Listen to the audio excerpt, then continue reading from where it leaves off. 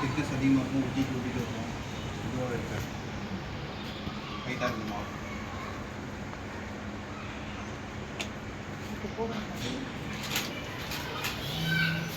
Masala check பண்ணி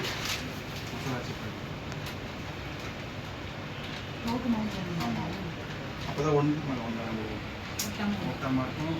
இதுவாக இருக்கும்.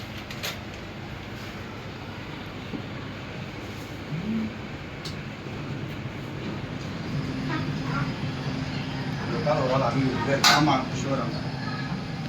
அங்கே ஒரு ஆள் உட்காந்து எடுத்து கொடுத்துட்டே இருக்கணும். எடுத்து எண்ணெயில் போட்ட மாதிரி கொடுக்கணும். இது 4 இன்ச்சு.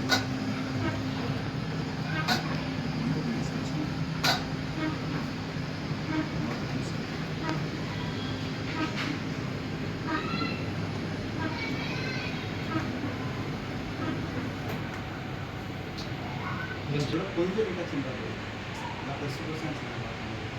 கொஞ்சம் லைட்டாக சின்னாது. நீங்கள் காணாலாம் போகிறதுலாம் பிரச்சனை இல்லை. காணாலும்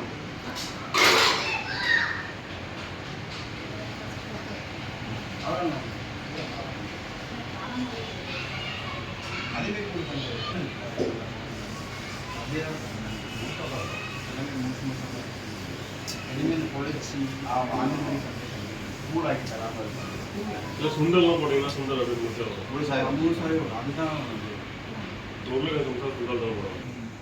மேலே கம்மியாக சொல்லிட்டு எவ்வளோ கம்மியாக இருக்குது. மேலே வந்தால் ப்ராஃபிட் நம்மளுக்கு தான். இல்லை 2 பேர் ஆளாங்க. ஒரு ஆள் வந்து மசாலா போட்டுட்டு அமுக்கிறதுல ஃப்ரீயாக இருக்கணும். இன்னொரு ஆள் அதை எடுத்து ஒரு ஆள் பேக் பண்ணி விஷயம் ரன் பண்ணுறோம். அது ஃப்ரை பண்ணுறவங்க நாங்கள் எடுத்துகிட்டு போகிறோம். அதான் பேக் பண்ணி அதை எடுத்து கொண்டு போகிறதுக்கு ஒரு தனியாக ஒரு ஆள் இருந்துகிட்டே இருக்கும். அதில் 2 பேர் மாறிட்டே இருக்காங்க. ஒரு ஆள் எடுத்து கொண்டு போயிடணும், அவங்க பேர் பண்ணிட்டுருப்பாங்க. இன்னொரு ஆள் பேக் பண்ணிட்டு இருப்பாங்க. மீதி இதில் போட்டுக்கிட்டே இருக்கும். கம்பல்சரி ஒரு விஷயம் எடுக்கிறதுனா அது வந்து ஃப்ரை பண்ணுறது எடுத்துக்கலாம். இல்லை அதான் இதெல்லாம் ஒட்டவே ஒட்டாது, தனித்தனியாக தான் வரும். இந்த மாவு டைட்னஸில் அதனால ஒட்டாது. அதுக்கு தான் வர்றவங்க எடுத்து வைக்கிற மாதிரி கொஞ்சம் லைட்டாக லூஸாக தான் கீழே விடக்கூடாது. லூஸ்லாம் போடக்கூடாது.